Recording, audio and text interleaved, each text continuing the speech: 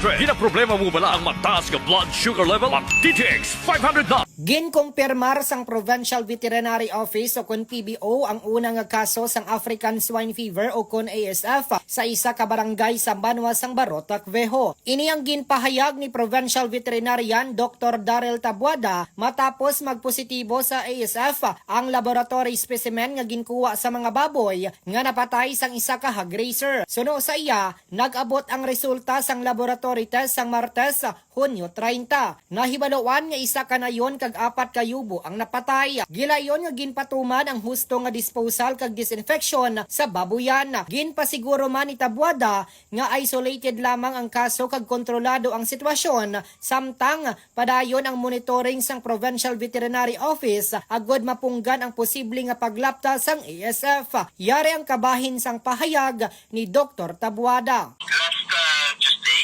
we received early in the morning, we received the result sa aton nga ginseng nga samples sa Regional Animal Disease Diagnostic Laboratory.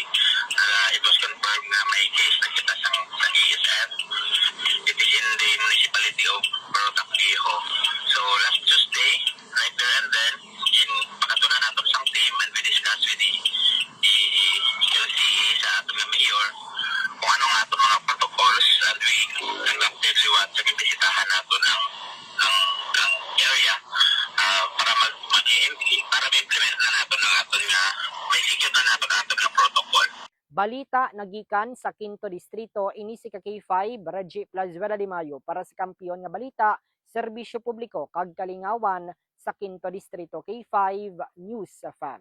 Mas kinis kag mas healthy na ang skin ko. Salamat sa DTX Beauty Soap.